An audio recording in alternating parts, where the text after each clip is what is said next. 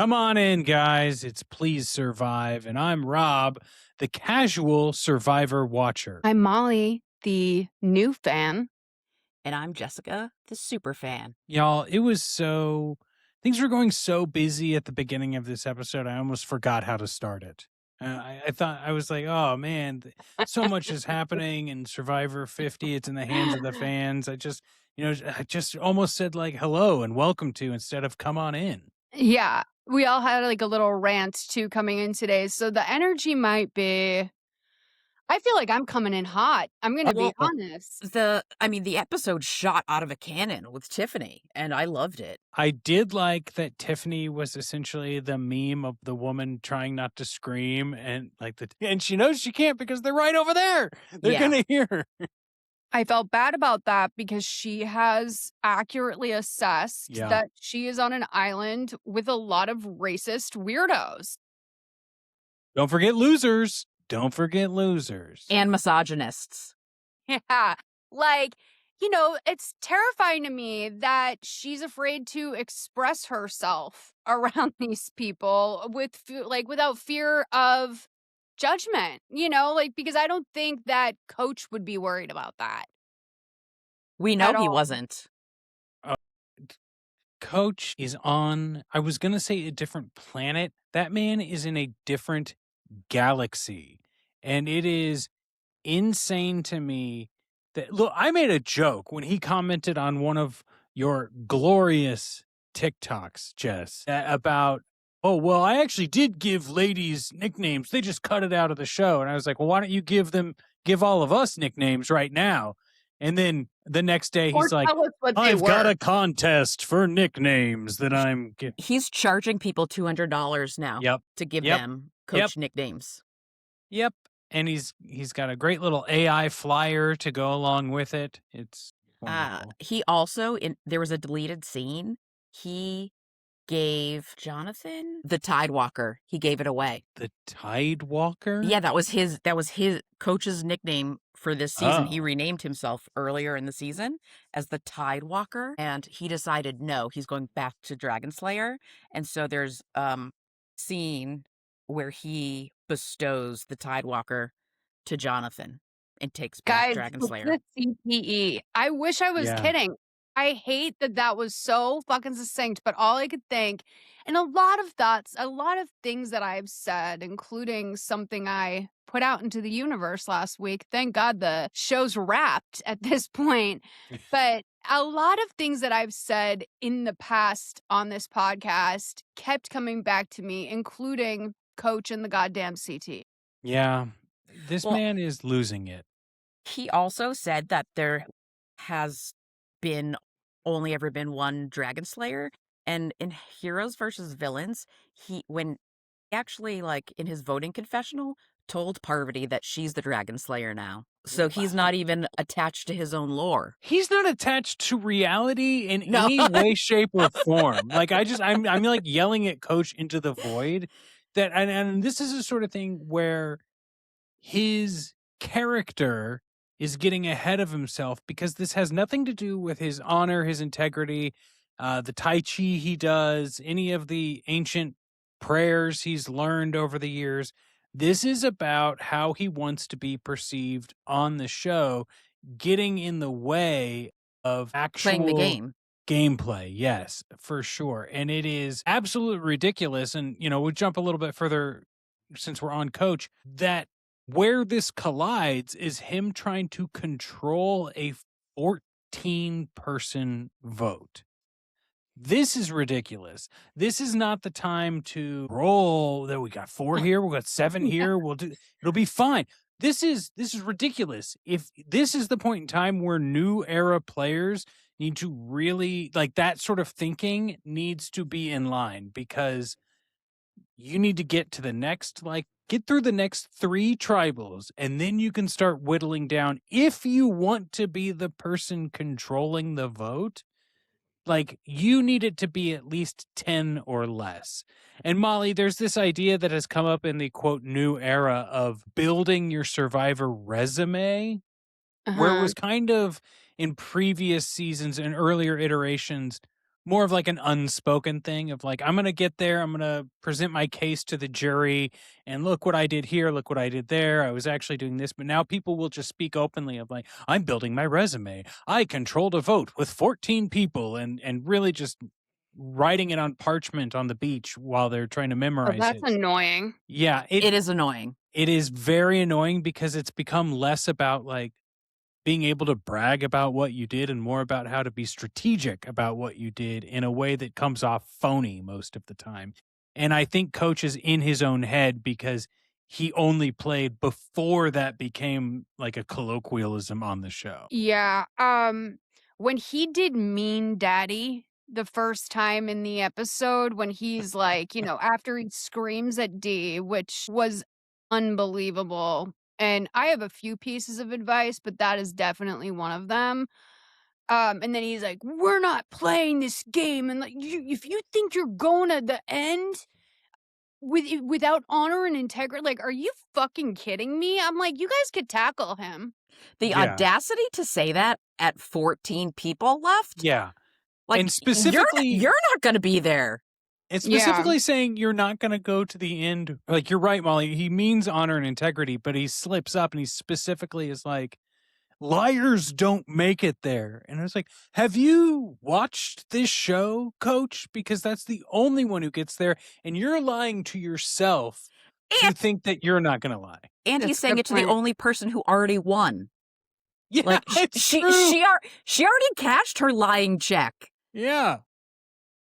Yeah. And like Jonathan's inability to get past this Charlie thing where it's like 3 more people have gone since Charlie, right? Yeah. Like you need to move past this. Like it's crazy. And I did say, I think that they assess that D is a serious fucking threat to all of them. Yes. Absolutely. Which is what I was saying last week, which is like she's the one to watch in terms of this girl's going to eat y'all up. And also, the secret telling, which kind of screwed her again in this episode. Yep. But I was astonished that Charlie's name was brought up again. And I don't know how many of the exit interviews you watched, Jess, but I probably watched the most I've ever watched this week. And the through line of D swerving questions about Charlie was very interesting to me. I'm going to say it again and I'll give a piece of advice now. Charlie, you need to get some fucking help, homie. Ooh. Like, because she was saying that he was also, one thing that they didn't include in the show was that he was sloppy AF. Like he was going around gossiping and he was being very sloppy with secrets. And that was part of what got him out. But the fact that Jonathan is still hooked on Charlie episodes later is wild. And I don't know if he still is, but I feel like he is. I'll tell you that later at the end of this episode, when we give our advice, my advice is going to Jonathan, which I will elaborate at that point. But I think this Charlie lie or this Charlie story is a lie that Jonathan's telling himself because he doesn't want Dee or Tiffany in the game. And it's easy for him mentally to slot that into like, well, you lied to me because of Charlie. It's like, dude, chill out. You just don't like these two.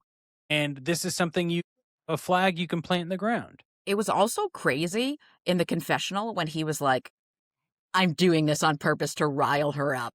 And this is exactly what I'm going to talk about. But keep talking about it now. But I am right there with you, Jess. So we opened the show with Tiffany, a Black woman, having to control her anger so her tribe doesn't go down her throat. And then Jonathan incites Dee on purpose, who is a person of color, to try to get her to go crazy or whatever he called it, and then sat back and was like, I basically just made that up and did it on purpose and poked her and prodded her, which, like, yes, that's the game, okay? Like, that's fine, it's the game. But, like, to be so gleeful about it, and also, like, after you voted out Camilla, person of color, you screwed over Tiffany, person of color, and now you're going after Dee, another person of color, all 3 women. Like, so, like, listen, I have this problem in me where I would rather people from time to time be fucking fake because it's the right thing to do, right? Like, understand that, like, just by knowing that your impulse is bad and maybe even the thing you really want to do, it's bad. It's going to look bad. Do the opposite. Just don't do it because optics wise, it's going to look really bad.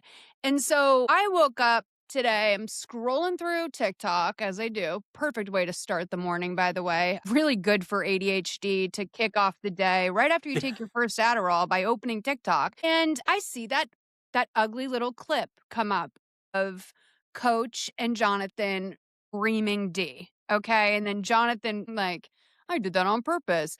And I said, I wonder who posted this. Maybe this is a Survivor account I should follow. Fucking Jonthan posted it. Okay. And so I'm saying, Jonthan, if you aren't naturally sort of embarrassed by the optics, if you've been watching this show play out on your television, like pretend. You know what I mean? Yep. Like, don't post this clip like this is like your big prize winning moment, which is why I feel like he's going to go next or very soon, because I think that he's not a self-aware person and a person like that is stupid and they're easily duped. Well, I also I think he would have been protected more in the edit if he was going to win. Yeah. Well, and at the end of the day, I think this is systemic of his, I know I talk about it all the time, but like he thinks he's untouchable because he's a man of God. And that is dangerous thinking. It's the type of people who will say they're, they're not about the negativity, but will still vote whichever way their church tells them to vote. And it's what gets you into this position. It's what gets you into the tribal position where he gets super defensive that we talked about last episode or the one before. It's like this guy is not about learning how to live in a civilization. It's about how he can let everyone know that he's clever and powerful and a God-fearing man. And I'll get off my soapbox here, but it's so crystal clear to me because these people that are like this are so oblivious to their own bullshit. Yeah. Yeah, absolutely. And I think we all clocked Chrissy calling Tiffany articulate. Am I right? Eloquent. Or Yeah. eloquent. Yeah. It's like, dude, that's just. Yep. Like, have you ever listened to a fucking podcast? Like, have you ever been brought to a movie that's a little bit like not your thing, but then like you go and you're like, oh, I shouldn't say that's offensive. I shouldn't say that. You know what I mean? Feel free to fucking think it because I don't know if I can change your mind. But like, let's show up in society and pretend we fucking know better more often. Please. Insane. Mhm. Like you would think at least everyone on Survivor would look. I'm not necessarily the biggest fan, but wouldn't you at least try and listen to John Lovett's podcast at a certain point in time? Because he'll let you know. He'll let you know what you're doing wrong. I don't think that they even know who John Lovett is. Gotcha. Definitely. They definitely thought that he was just some weird guy. True. I'm a podcaster. Yeah. Gotcha. It would be me going on Survivor. I've got a podcast. Well, okay. So another thing I wanted to talk about was, and this can be quick, but I just think it's so fascinating to me because I know I'm the resident Aubry fan on the podcast, but what a bonehead move. Like, it wouldn't even occur to me to think to say like, oh, I was just so busy I forgot to play the idol. It's like, no one's gonna buy that. Like, how is this the lie you're going with? And I was even trying to rationalize, like, is this some sort of like multi-layered lie? No, because she ends up burning it. Weird. No, that's because the kind of liar I am. Just so you guys know. like No, she in a season with all new players, maybe you could buy that. But like this is her 4th time playing and all of her times idols have been in play. Like she didn't forget. I thought it was a good move of her not to play it. She knew she was safe. Like, absolutely. just say, I'm here to play Survivor, so I didn't want to play my idol. Yeah, I think it would have been much more entertaining to hear that and to also hear like, Genevieve used her shot in the dark. Why would I use my fucking idol? Why? Yeah, And it was smart not to. And it's not like she's the only person with an idol in the game. Which leads me to what we were talking about before. Like, Rizzo's idol is not as secret as Rizzo thought. So that is the thing they can play off of. Like, look, if you're trying to vote me out to just like flush out an idol, well, now we've got a gameplay thing here to do. We've got Rizzo's idol, right? Why me? And I don't know. Like, this whole thing of all these different personalities coming together and insisting on how to play Survivor, as opposed to just letting everybody play the way that they want to play the game. And then, like, you do your own thing. Like, Aubry can play that idol however she wants. Yep. She can lie to whoever she wants. Camilla can backstab Jonthan, whatever she wants. Everybody gets the consequences eventually. Nobody's here to play someone else's game. It does not feel like it's in the hands of the fans in any way, shape, or form anymore. It never did, but like any semblance to that is now totally out the window. I mean, it sometimes doesn't even feel like it's in the hands of the players either, though. Yeah, that's true. Well, and I think the Aubry situation, it makes it even more egregious when we know that we're never going to get any of the conversations that are actually leading to where the votes are going. Like, of course, they have to have intrigue. They have to leave us with a little bit of mystery going into it, or it's no fun to watch. But like, we do this. There's usually a handful of episodes every season where like Jess and I will look at each other and be like, well, we have no idea. Like, they're not giving us the conversation that's going to let us know. And the Aubry forgetting sort of thing feels that way because we had no idea that Christian and Devins were like, oh, if we would have known she wasn't going to use the idol, we would have piled our votes on her. And it's like, well, that's the reason. And now we know it. And hearing it after the fact feels less exciting. They'd never do that in Australia. No. Also, it's like, okay, so you actually don't really care about working with Aubry then, because if that was your thinking, then like you could have saved Genevieve. Like, you actually don't care.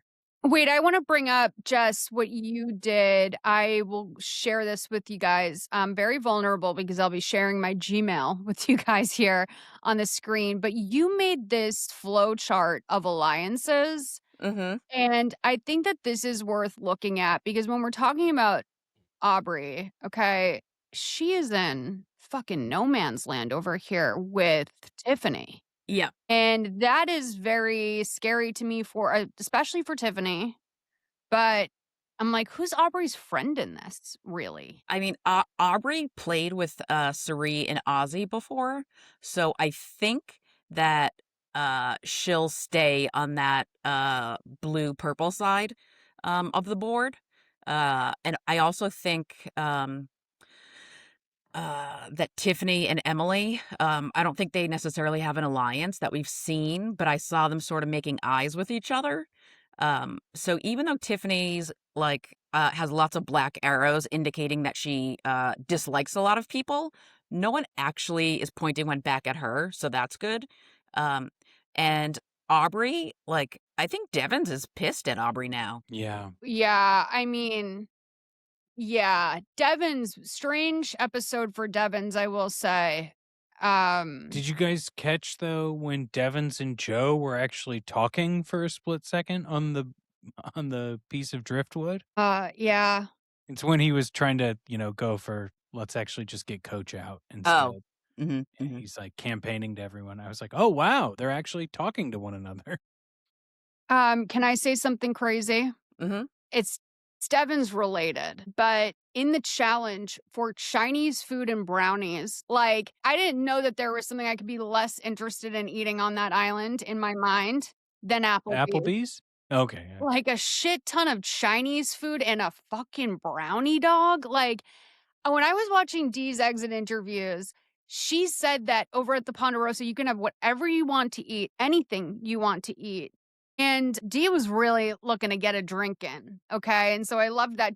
I think Dee is just like opposed to Charlie's interviews. I think Dee is like so emotionally healthy and so fucking gets it and like just had the best perspective on being voted out. Like she's like, I'm playing with house money. Like I already won $1 million. Getting to be on the jury and like be at the Ponderosa for the rest of it is just so like, she's like, I was happy to do that. Also, at Tribal, when she was telling everybody to put it on Coach, the reason why she was doing that, she knew she was going, but she also knew she was playing her shot in the dark. So if her shot in the dark had made her safe, then Tiffany was going to go home. So all the campaigning that she was doing to try to get votes on Coach was to save Tiffany, not herself. Yeah. And like, she didn't get in Emily's face about the Rizzo lie because she didn't want to blow up Emily's game. Like, you know, like she seems like a great person. Yeah, and was so delightful and like happy in the interviews and was just like, oh my God, I love this. I wish they weren't kicking me off right she's now. fucking Rizzo for sure. Forget Rizzo and Ozzy, okay? It's definitely Dee and Rizzo. She is a real love affair with that kid. It's kind of great. But back to Devon's at the challenge, he's holding up that stick. And he says, I have a lot of appreciation for boom mic operators, which of course. And then Jeff decides to break the fourth wall and introduce the audience. He goes, Devon's TV inside baseball or whatever. Like he's like explains what microphones are, which is the same sort of servicey thing that they had Ozzy do with like, thankfully the Survivor safety swimmers are like, Yeah. they're just like, you know, and so that moment, and that's when I decided in this challenge, I decided that I think Jeff's on drugs, specifically when he opens up and he sort of growls and he's like, they want it all. Like at the very beginning, I was like, he's on something. I said, Jeff's on pills. This is Jeff's like, you remember when Tom Cruise was like, you can't even go down to the ravioli store. This is Jeff's ravioli store, you know? This is like boom mics. It's how they capture the audio of each and every one of you here. So they get the audio done on Survivor. We want to talk about Survivor. It was fucking crazy. And I will say also, I don't like those blocks. And I feel like someone has definitely hurt their fingies or their toes on those before. And I just don't like the look of it. It's like one of those things where watching someone do it like has me sort of like wincing in what I can imagine how like painful it would be to have your fingernails stuck on one of those. Why was Coach doing the puzzle? Why? Any other person. And like Chrissy alone could have been doing it. Like Tiffany is an artist and that was like a really like visual puzzle. And also during the challenge, she was like pointing and being like, there. Like why was Coach doing it? He was just organizing them in clumps of 5, 7, and 5. It was so My guess is because crazy. he thinks because he's taller, he can reach the top better than others. That's my only Dragon Slayer theory on that. Because he's a big loser. Really quick, because I think we talked about it a little bit off mic and not on mic. Coach doing the haikus and counting to himself. And like, by the way, we all do it when we're writing, when we're doing a haiku for fun, right? 575, easy. But like and miscounting? I mean, it's not theater, right? Like that's not theater at a certain point when they're all like, I feel like they did forget that maybe there could be a camera on him and that he's trying to interact probably unprofessionally and against the rules of the show with the camera people at a certain point. Yeah. But like, what? Like, is he like, I feel like that's very scary. And I know that they're hungry because Dee mentioned in her exit interviews that like Rizzo he was not doing well. He was sick and he was feeling very weak and that they actually sent medical over to check on him.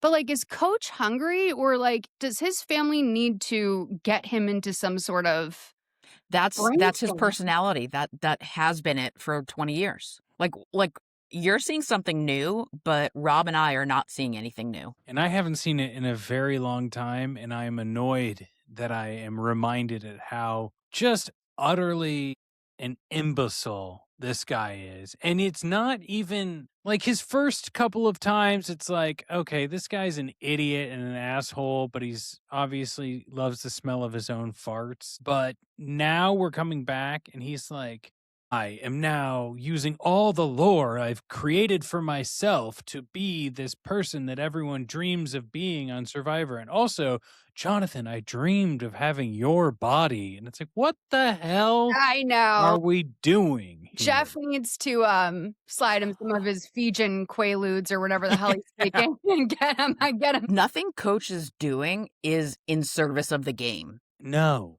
not at all. And like I know we're watching a TV show, but like, could you play the game a little bit? Well, and I think we've kind of danced around this season, but when I was watching at home was the first time we said in this household, I think this season's a flop. I think it's a flop for how big it's supposed to be. Yeah. They had, I left you all of the clues, Mr. Police Officer. You had the tools. You had everything you needed to make an incredibly amazing season, even if it was this cast and this cast alone and there was never any options for anyone else. But you biffed it. Well, putting the parameters on the Billie Eilish idol of it being non-transferable, so is not dynamic advantages because you can't. The only dynamic thing is if you get voted out, it goes back to the person. But if anybody's smart, they'll realize that Cerie's in a trio polycule with Ozzy and Rizzo, and they both have idols, but those idols are non-transferable. They can't play them on Cirie. Yep. And what happened to any other? Like, I know Stephanie got the advantage for holding her arm up of steal a vote. Okay. Cerie's got an extra vote. But the core fun part of Survivor from whenever it was introduced was the immunity idol, the hidden secret immunity idol. And they've eliminated that in any sort of, like you said, dynamic way. So now we're left wondering, like, well, are there even going to be any other hidden immunity idols? I guess not. Right. Also, the boomerang part should have expired at the merge. Yeah. Yeah. It's all of this is terrible. We talk about it each week. Sorry, Billy. I'm not sorry. I guess, I'm sorry that obviously the Billie Eilish boomerang idol. Or Phineas. I'm not sorry, Billy or Phineas. This obviously cost them Coachella. This is why they're not performing Coachella this year, is because of this biffed PR move on Survivor. I straight up thinking of the cast. I'm like, who the hell is Billy? Of course it's Billie Eilish. And how mortifying for Aubry when she shouted out Phineas as well. I'm like, come on, Aubry, be cool. You know what I mean? Aubrey's never been cool a day in her life. Stop it. It's like, I know, none of them are, and it's actually amazing. But I will say that I loved when Rizzo sort of snapped on Coach and put him in his fucking place and was like, you can't call people middle people here. He's like, we don't slay dragons at camp. We slay them at tribal. And I was like, wow. That is exactly the type of guy Coach is. He'll bark, bark, bark, but the moment anyone barks back to him, he's like, oh, yeah, oh, you're right. But if it's a man, a guy, of course, if it's a guy. Yeah, of course, if it's a guy. It doesn't matter if it's a baby-faced boy, as long as it's a boy. Yep.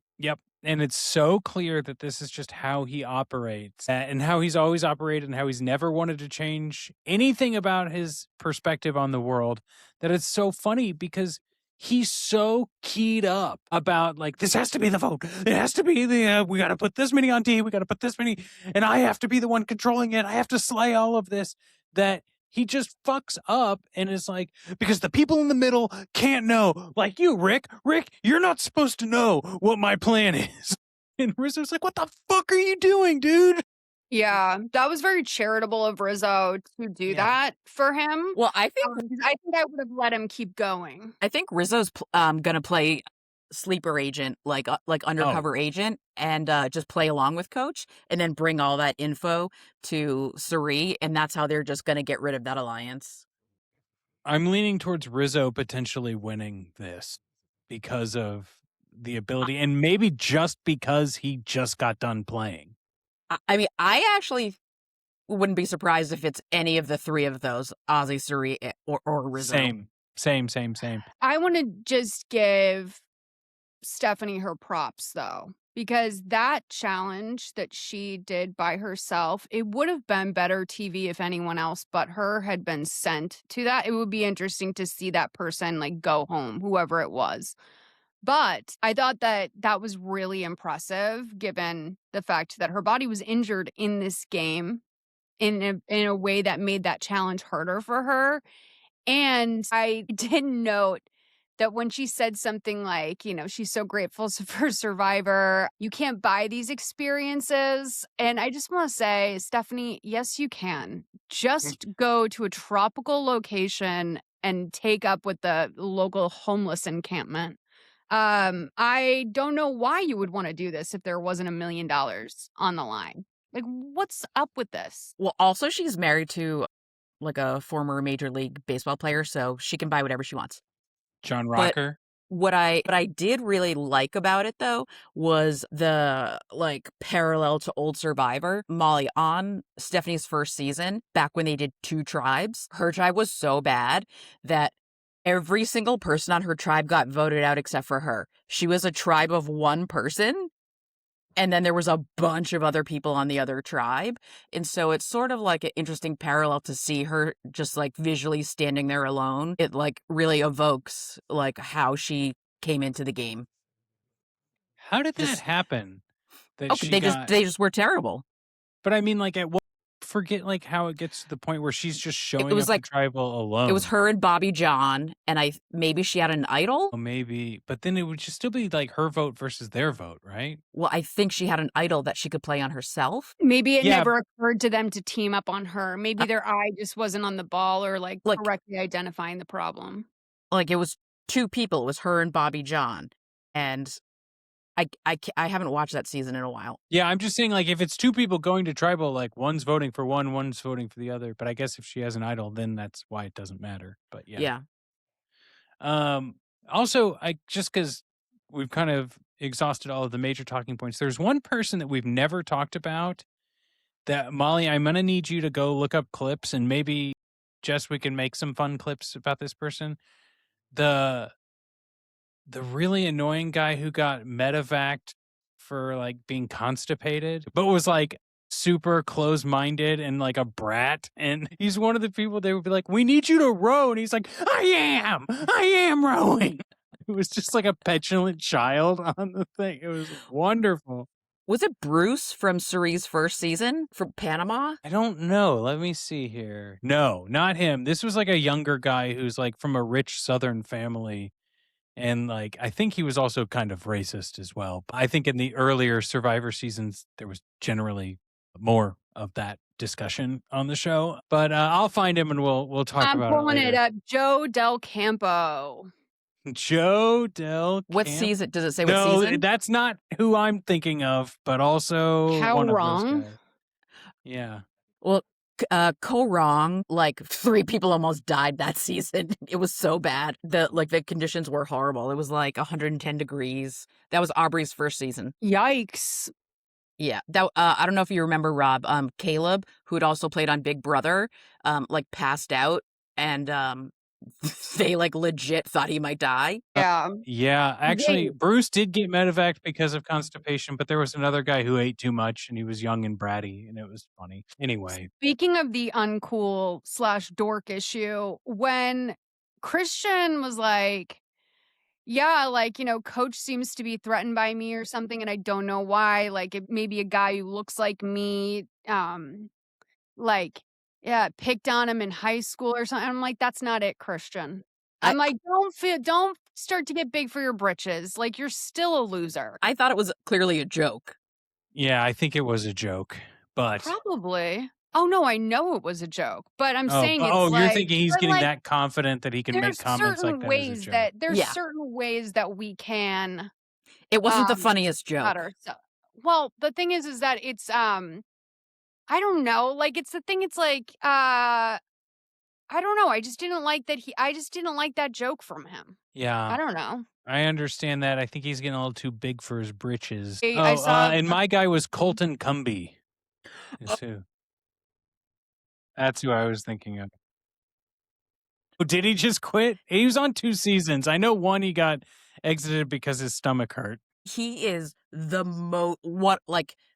for never having committed a crime, he's maybe the worst person ever to have been on Survivor. Yes, I cannot wait to find clips of this guy and send them Oh to my you. god. Find me a compilation. Just say his name over and over again so I have more clips to edit in. Colton Cumby. Molly, he is so obnoxious and hated his tribe so much that even though they won the first immunity challenge on his season, he convinced everybody to volunteer for them to go to tribal council anyway because there was a person on his tribe that he hated so much. Yep. That season, it was a boys versus girls, and the girls had lost and were supposed to go to tribal. And he singled out one person he did not like and was like, no, we are volunteering to go to tribal council. And then they just went for no reason. Oh my god. Well, Mm-hmm. what an asshole. Was he voted out the next week? No. No. I will ask a question. So we got D on jury. Give me a lay of the land on this. Like, do the cameras go over to jury? Do we see them watching all of this? Are they watching it on like a Big Brother live feed type thing? No. Do we No. have any information about that? How do they watch it? They go to tribal council. They go to each tribal council. So And they're not obviously allowed to talk. they're not allowed to talk. So in our episodes, we're watching like 10 minutes of tribal, but like they can go on for like 2 hours. So they are getting a lot more information. And then, each person that gets voted out then goes and joins them and tells them what has transpired in those days. So that's how that happens. Before we get to the end though, Sari clocking Stephanie lying to her was amazing. It was so good. Well, and it feels And like Stephanie giving in. I didn't like that she called her a bitch, but then I realized No, that was a No. friend bitch. No, I know, but that I still was like, I don't know if I like that coming from her in particular, even if it's a friend bitch. But I did love watching her succumb to, I can't deny it, babe. Like, you've got a power and I'm going to give it to you. And then she immediately goes and tells Rizzo. Yeah. Yeah. I like divine, actually. I'd like to watch that play out. And again, I cannot stop thinking about how incredible this experience must be for Rizzo. Like, again, like, I wonder what it's like for him to be up against like the coach and be like, oh my God, now I have to put him in his place. Like, that's must be so surreal. But then on the other side of that, to have pretty much everyone in the camp fuck with you. Mhm. And then on top of that, like, you're sitting in the hammock with Sari, like, that has to be just crazy for him. Like, so Yeah. crazy for him. It's amazing, but also the Sari, like the edit of Sari telling Rizzo was love on the spectrum, blue crushed velvet suit jacket level editing. It was for that. adorable. It was wonderful. Just like, oh no, I got you, cut to. So she's got to steal a vote. I really like, other than it being entertaining, I really like it because first of all, it endears me more to Rizzo, but it makes me less worried for this middle part of the game that Rizzo's going to turn on Sari. Like, it makes me feel like they really are locked in, at least for, the next 5 episodes or whatever. And if we can jump back towards the beginning of the season, like the problem with going on the solo journey, this is like what happened when Savannah and Colby went out, right? Like everyone knows something happens. Whether you lose your vote or you gain an advantage or something, everyone knows something happened. So to come back with a story that's like middle of the road, like, oh, if I did an hour, I would have gotten this advantage. But if I only did half an hour, I at least got to keep my vote. no one's really going to buy that anyway. Not They're from still her. gonna She's go, a beast. She won well, immunity and last time. well, and that's just no one's going to come out there and be like, "Hey everyone, look at the advantage I got." So you almost have to like play your cards right to say, "Do I just say I lost my vote?" But Right. even then people go, "Well, did she really lose her vote? Or did she really get, we don't know." So to come There's back no with winning. Is it called a steal a vote? Is that what it's called? Okay. Oh yeah, she got the steal a vote, that's right. But like if she would have lost her vote, if her hand would Mhm. have fallen. But that's just like with the Savannah thing. She came back with like a story prepared, and I don't remember exactly what she said, but people were still like, I don't know. Yeah, no one believed her either. Yeah, no one believed her. And so that's what's tough. And like you almost, I mean, maybe if I was on the island, I would not be doing what I'm about to say, but like I almost feel like you want to go back and be like, y'all, I'm not talking about it. You know what I mean? Because you're all going to like make up your own mind over what I did or didn't get or lost or gained. And I'm not going to be able to stop you. What is a steal a vote? Like, is that? So at tribal council, you can decide any of the people there that their vote is not going to count. And instead, you get to cast 2 votes. So Suri has an And extra vote. privately. So Suri has an extra vote. So that she can, like any tribal council, she can just play 2 votes. But Stephanie's is even better because it's like a bigger swing because you're taking away someone's vote and you get an extra one. And so when you go up to vote, or actually if you're stealing a vote, I think you have to say it before. You do have to say it before, but it's not a public thing, and that Right, person it's- doesn't know they've lost their Oh, vote that's good. I until they like get in that. there and it says, Yep. your vote has been stolen. You have no vote tonight. Right. Oh, they don't know who stole their vote. Correct. Ooh, But they'll know pretty darn quick if they don't go home that the last person who went on a solo mission probably got that as an advantage. Well, yeah, and also every person on the island already knows that Stephanie is the only one who has this particular exactly. thing, right? Or is it just Rizzo and Suri who know that? Or It seems like right now it's just Stephanie, Suri, and Rizzo that know. So I probably need those Ozzy two to keep that tight. I think they will. It's driving me nuts watching No, everyone. I think they blabber will around. because Stephanie is like a frenemy of Suri. And so Mhm. it's in Suri's best interest not to screw over Stephanie so that Stephanie doesn't target Suri. Like they're sort of like playing the game like next to each other, not really like on the same team, but not going at each other. And so if Suri gets out that Suri told the secret, then it's like, okay, like you've broken the treaty. Now we're coming for you. Yeah. Well, any other thoughts before we get to some advice? I mean, this is crazy, man. It's interesting to hear you guys say that this season is a flop. Because wow, that like really what a fumble from Survivor. And I don't know if casting people based on this idea of we need one of each type of these 5 people, like I don't know if that was smart casting because I think that probably cut them a lot of entertainment value if that's the case. Yeah, I think they used AI a lot on how to structure. We should have got another like heroes and villains. Yeah. It would have been much better if they would have just gone with a theme that's also part of this huge 50 epic. Yeah. But I also will just say that to me, this is pretty wild viewing at the same time. That's great. Maybe that gives me hope. Yeah. I mean, yes, it's boring because it's CBS. It's very sanitized. Like I was mad during the Blood Moon that they weren't killing each other or whatever. Like now that the watching like Coach go crazy and people flounder is like very interesting to me. Yeah. Well, let's get to some advice. This is the point, listeners, where we offer some advice to the show, the characters, some sort of survivor concept, or you, if you decide you want to write in, I guess at this point, next season, who knows? Maybe we'll get some good advice questions in before the end of this season 50 debacle. But anyone want to go first? I'll go first. Since we were talking about different like casting ideas,